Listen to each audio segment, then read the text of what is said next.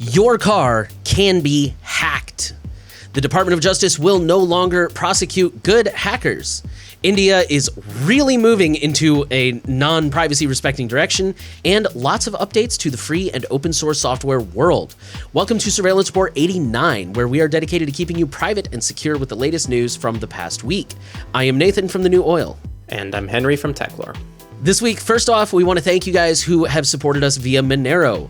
Thank you so much. We see all of the donations. Obviously, Monero is anonymous. We don't know who you are, but we saw a huge spike in donations this last week, and that really means a lot to us. Thank you guys so much for supporting. We do see the support. Thank you again.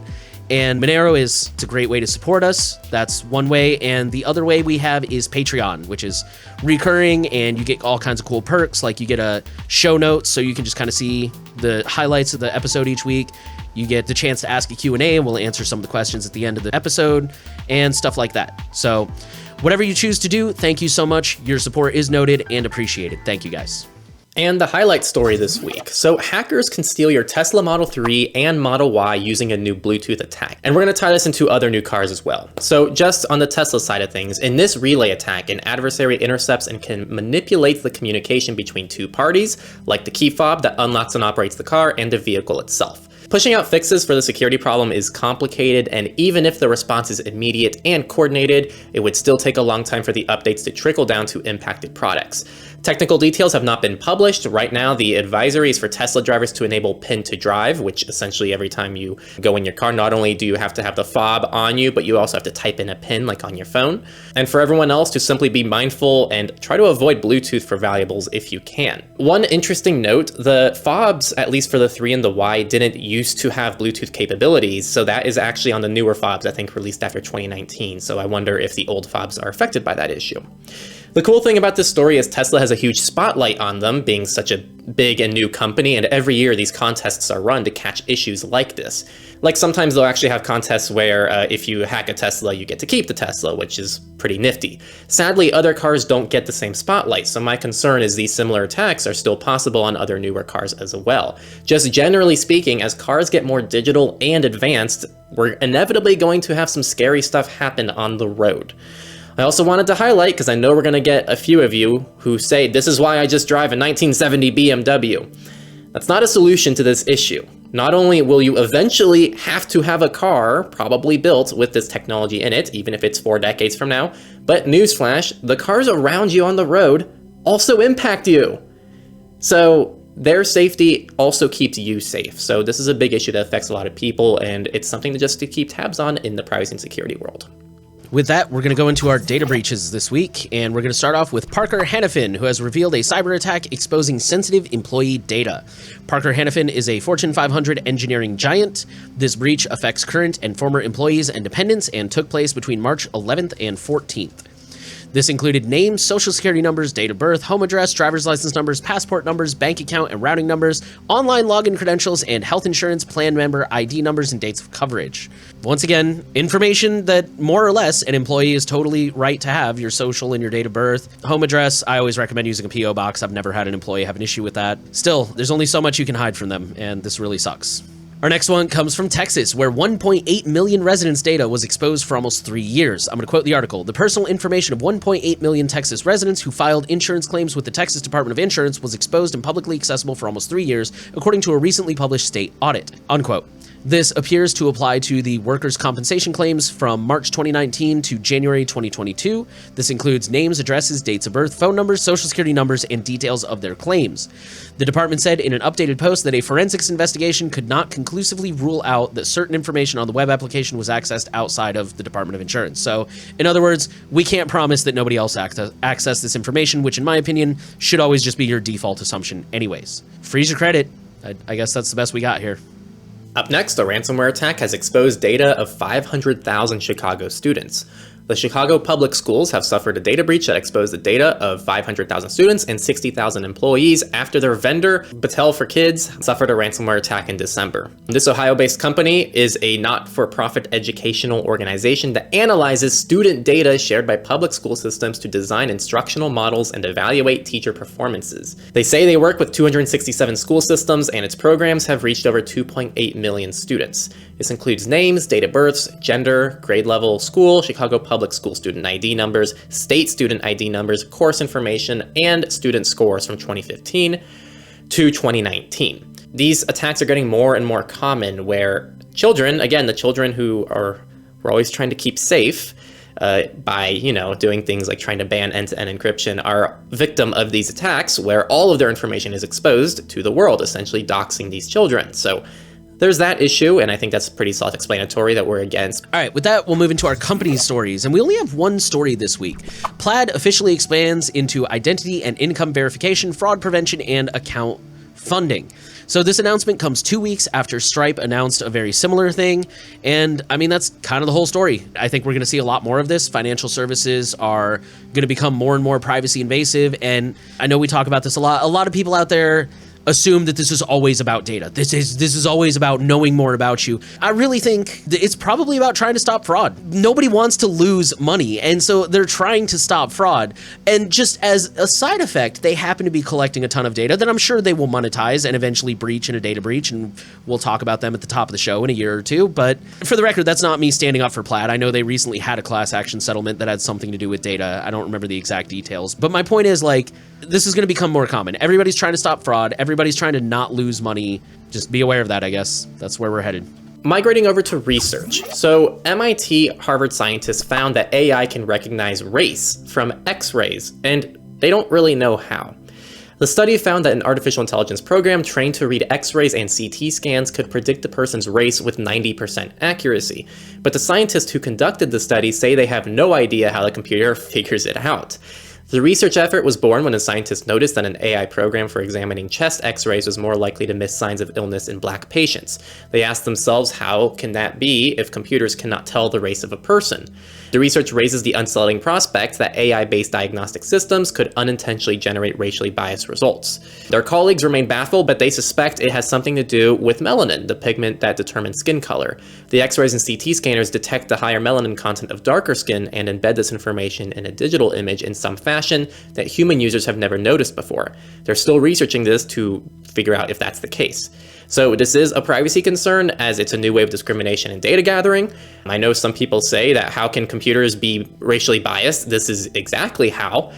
And also, I think this also demonstrates how sometimes AI and computers actually understand things better than humans can, and we're starting to see this happen more often where we don't even understand why things work sometimes. So I think that there is starting to be a little bit of a fork in the road with computers and humans and the things we're able to understand, which, take that as you will. All right, that brings us to our politics section. We're kind of blowing through these, but we're going to have a lot of FOSS stories, so hang in there. We're going to start with some good news. The Department of Justice says they will no longer prosecute good faith hackers under the Computer Fraud and Abuse Act. Quoting the article, the U.S. Justice Department announced Thursday it would not bring charges under federal hacking laws against security researchers and hackers who act in good faith, unquote. Prior to this decision, the Computer Fraud and Abuse Act, which is from 1986, so that should tell you how relevant it is to modern computers, has been abused to sue pretty much anyone who does anything with a computer that the company didn't like. That's not really an exaggeration. Up to and including security researchers responsibly disclosing vulnerabilities. Like, I've actually heard a lot of people say they don't report vulnerabilities anymore because every time they do, the company's just like, oh, we're going to sue you under the CFAA. And it's like, sure, whatever, bro. So they just stop reporting it because it's not worth the trouble anymore. So the Justice Department said that good faith researchers are those who, quote, carry out their activity in a manner designed to avoid any harm to individuals or the public, unquote, and where the information is used primarily to, again, quote, promote the security or safety of the class of devices, machines, or online services to which the access computer belongs, or to those who use such devices, machines, or online services, unquote. This does come with some problems with the wording, as any law really does. The article points out that this policy shift is not legislative. It's an interpretation. The Department of Justice could change their minds in the future. It also does not protect anyone from state-level hacking laws. So, for example, the first thing that came to my mind was the reporter in, I believe it was Missouri, who he was on a government website, and for some reason he checked the source code and saw that there were like social security numbers embedded, and when he reported it, the governor accused him of hacking and said he was going to sue him. It wouldn't protect that guy. And also the EFF pointed out that the policy may not apply to researchers who ask for compensation or ask to be, recognized in the change logs. Because at that point, now they're not doing it altruistically out of the good of their heart, even though they might be like a professional security researcher. That might be how they make their living. And also, personally, I come from a background of like, it never hurts to ask. But then as soon as they ask, now they lose that protection because now they're not doing it just to be a good citizen. So that is kind of crappy. But overall, I think this is a huge step forward in the right direction, and I think it's a good thing. And hopefully we'll see this trickle down to the States too and become a little bit more formal because, like I said, there's a lot of vulnerabilities out there that don't get reported because people just don't want to deal with the headache of getting threatened for doing the right thing. So this is a step forward for sure.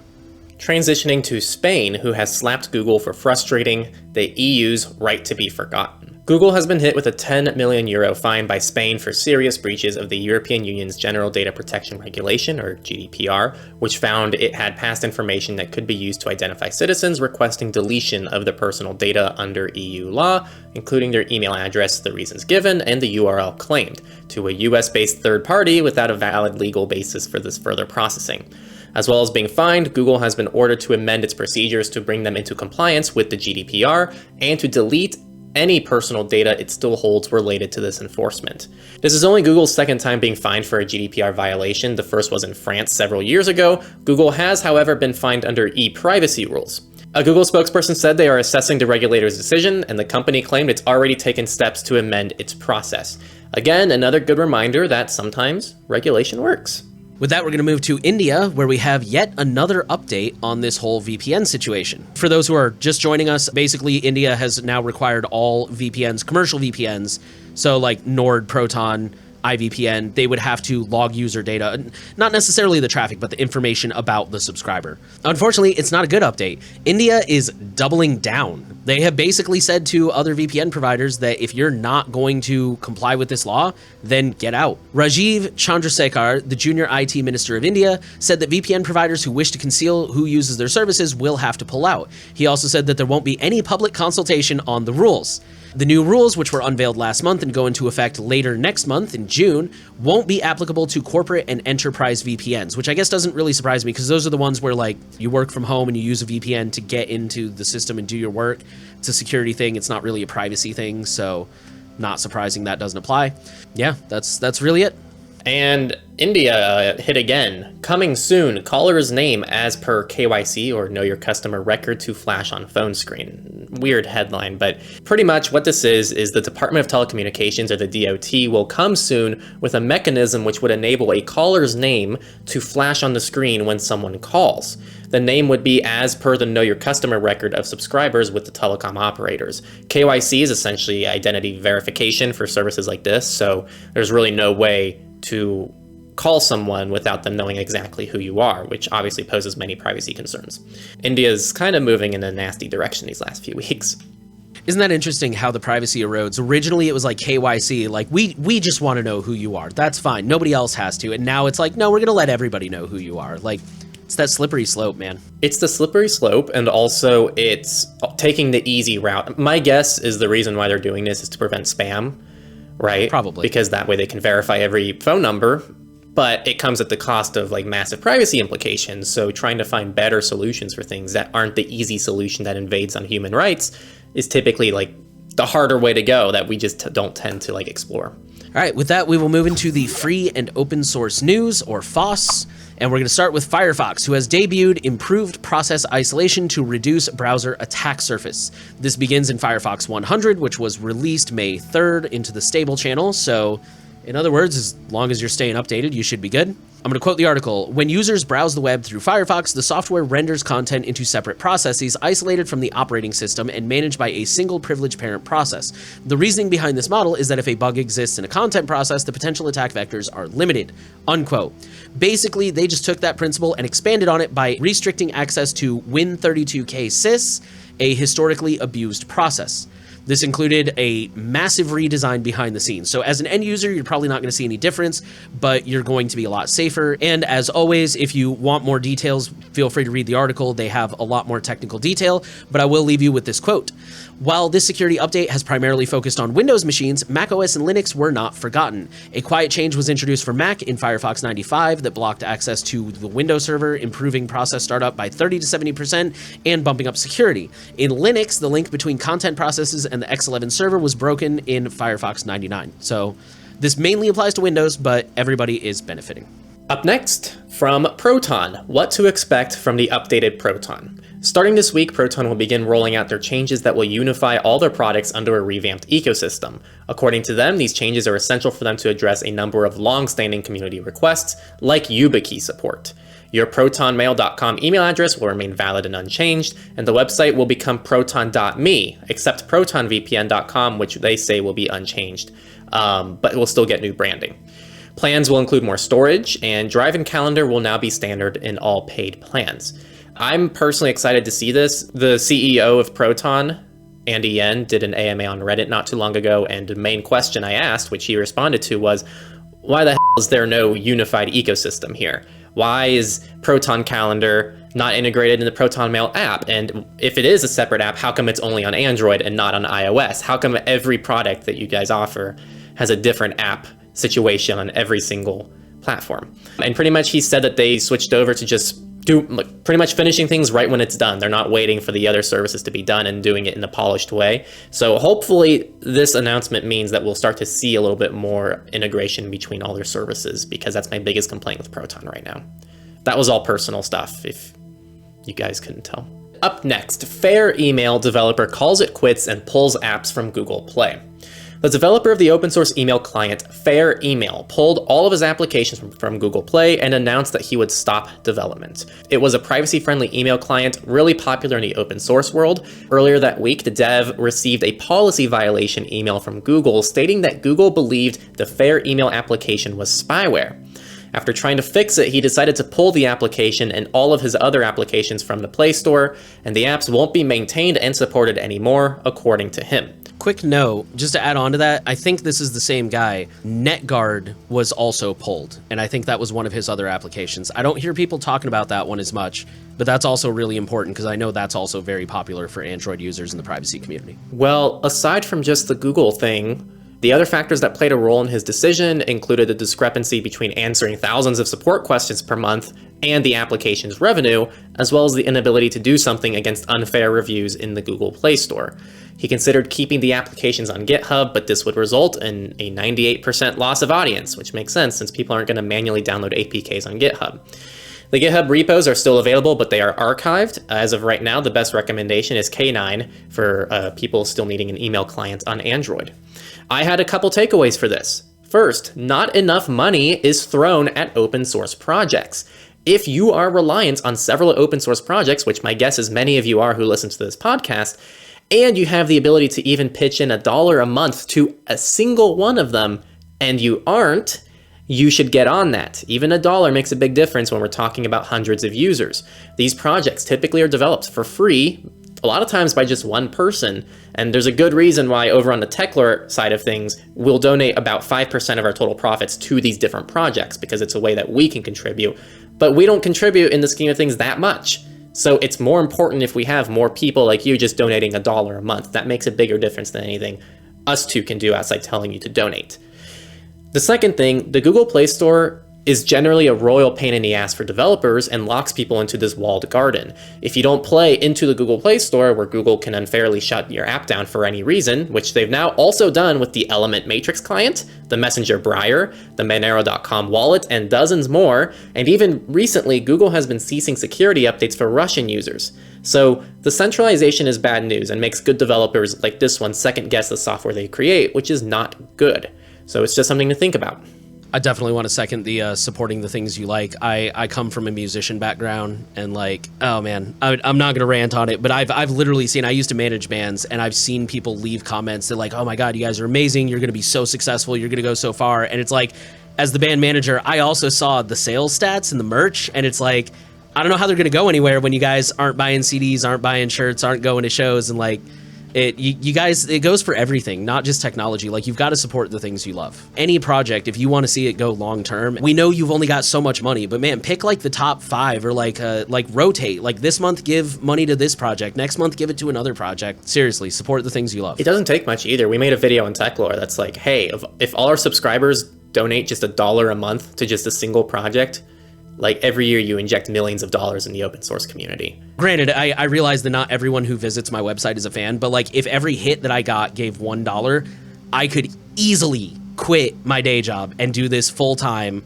and make more money than I made in my day job. It adds up. We're serious when we say every dollar helps, because every person that gives $1 adds up, man. Seriously. Don't feel like you got to drop $100. Like $5, $10, $1, it adds up. Okay, I'll get off my soapbox. Up next, we do have some good news.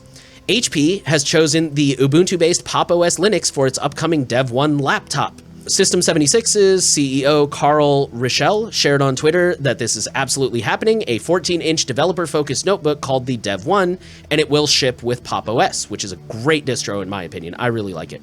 Here's the speculation part. The author admits this is speculation. The author of this article points out the System76 makes their own hardware.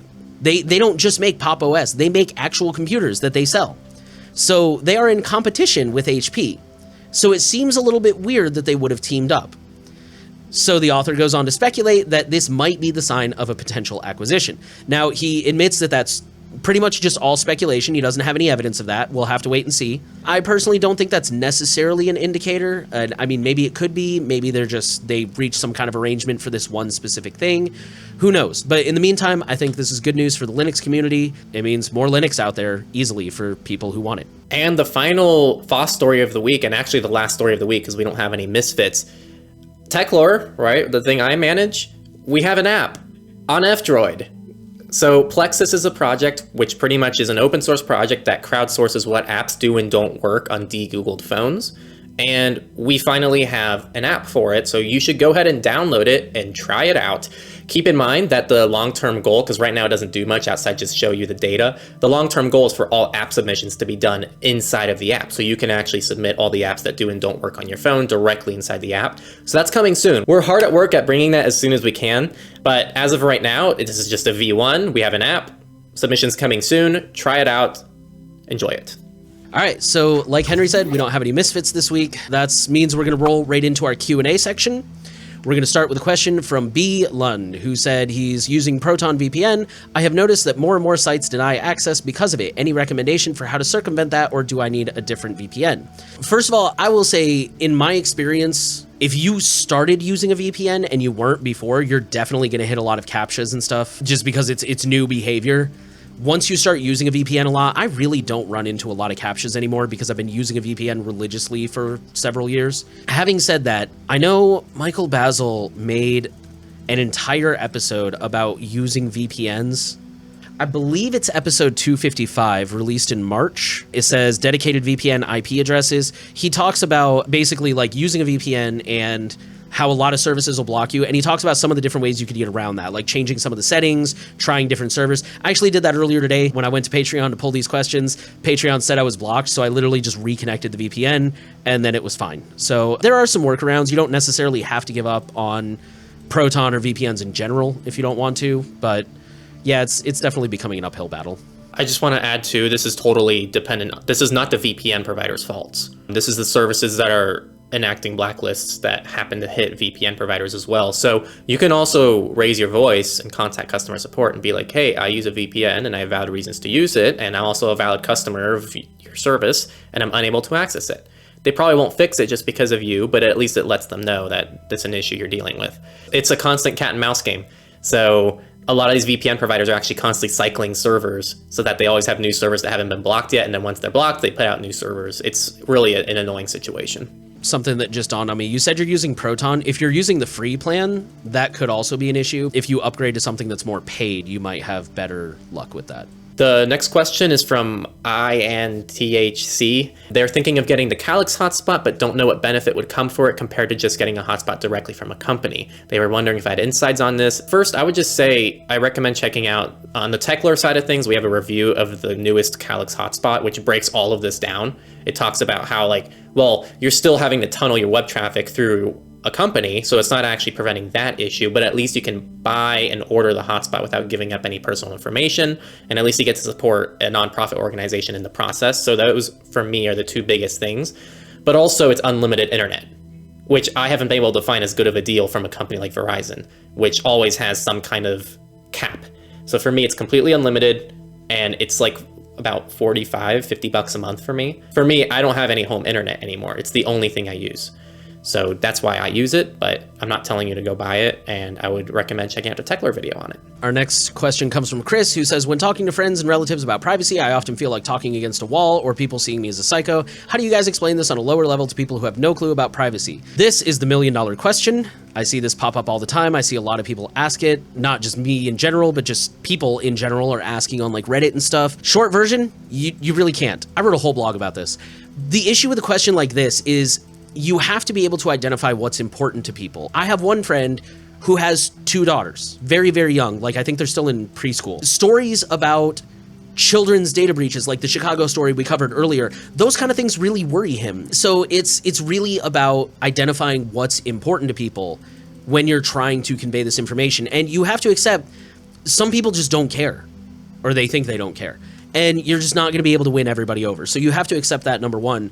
But yeah, my biggest tip would be just identify what matters to people. Password managers are a surprisingly easy sell because all you have to do is wait for somebody to be like, oh, I forgot my password and now I have to reset it. And that's your moment to be like, hey, you want to never forget a password ever again?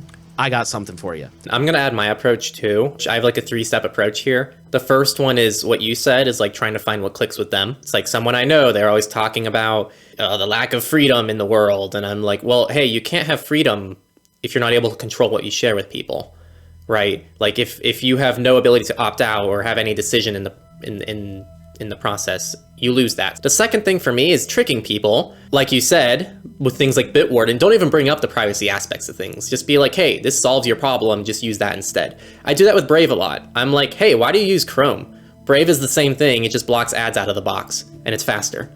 I don't even mention... My partner does it with Signal. Yeah, same thing with Signal. Like, hey... She doesn't even bring up the privacy aspect. She's just like, oh, we can send unlimited attachment sizes and make group chats and all this stuff. And it's cross-platform. Like, hey, you want FaceTime and iMessage, but on Android too, and iOS? Let's use Signal. And the third thing, if neither of those work, I just accept that they don't care, but I'm still going to, like, double down on my own beliefs. I'm going to be like, okay, that's fine. But I still value these things, and that's why I take privacy seriously. So that they know, and it still normalizes privacy for them, because they see that, like, oh, this person in my life cares about this, so at least it's important to some people. So worst case scenario, double down yourself. You don't have to convince people around you, but as long as you're standing in your own direction, I think people will follow you to some extent. And the last question we're going to cover is from Eddie. His question, in essence, is when do you personally think that you are taking things too far? What I mean by this is that at a certain point in your privacy journey, you can make decisions that make you seem like you've gone a bit nuts. There's a lot more to it, but that's kind of the gist of the question. Again, it kind of goes back to what I was saying with the last question. I like to just double down on why I do things. So if I'm at the bank and the bank is like, oh, hey, we just sent you a verification code. Do you mind reading it back to me? And it's taking me forever to pull it up because I have to like manually log into my email, which has 2FA, and I have to go through my password manager, and the whole time the person's like waiting, and I'm like, yeah, everything I set up is just really private and secure, so it just takes a while to do these things. And I think like really outlining why you do things a lot of times already answers it for people. But also, this is kind of a personal thing for you. Like, I might think that it's extreme for someone to be using Tails for everything in their life, but for them, it's just kind of the norm. I draw the line at taking things too far when I start seeing negative consequences in the things that matter to me. So when you start hitting that point where like you're losing good friends, I mean, there's crappy friends that can go and good riddance, but when you're losing people you care about, and when you're getting passed up for jobs because you don't have a Facebook, even your mental health, like if it's just you, if it's just wearing you down and you're losing sleep at night because you're worried about privacy, like I think that's the point at which you're going too far. And this is why threat modeling is so important. It's important to know what's the minimum you have to do. And if you choose to go beyond that minimum, great, good for you. But you need to know if you can afford to give up that battle. Like, okay, this is not really that big of a deal. I can afford to not do this. When I start seeing negative consequences, like actual negative consequences, not just, oh, it takes me another 2 seconds to log into my email with 2FA. I don't care about that, but I lost a job opportunity because I don't have Facebook. Like, okay, that might be worth considering. One thing you said that like reminded me of something that I think I really want to add to this. It's very normal, at least for me, and I think a lot of people, you don't know what to implement yet until you've tried all of it. My privacy journey was probably overall a lot more extreme than it is today, believe it or not. Same. So I think it's very normal to go on the more extreme end of things, and then from there having to decide what to keep and what to let go. And that way you can get closer to the more ideal place where you're supposed to be. And that was all of the news this week. We had a lot to go over. We talked about cars being hacked. We talked about the Department of Justice no longer prosecuting good hackers, which is an amazing win. India is not going in a good direction. Yeesh. Lots of updates to the free and open source software world. So yeah, a mix of good and bad, but lots of news this week. Once again, we want to remind you, Monero is a good way to support us. We saw all of the tips we got last week. Thank you guys so much. Again, we don't know who it came from, but we saw it and we're thankful. And for those who do not use Monero or want to do something a little bit more ongoing, there's Patreon. And again, you get little perks. There's the show notes, there's asking the questions, things like that. So be sure to check those out, and we'll leave those links in the show notes. As always, thank you so much for listening to Surveillance Report. The final thing we want to ask of you, share the podcast around. Make sure you are subscribed and give a rating if you are listening on a platform that allows that. We are trying to reach as many people as possible with the message of privacy, and every little bit you do helps with that. So thank you again for listening, and we will see you next week.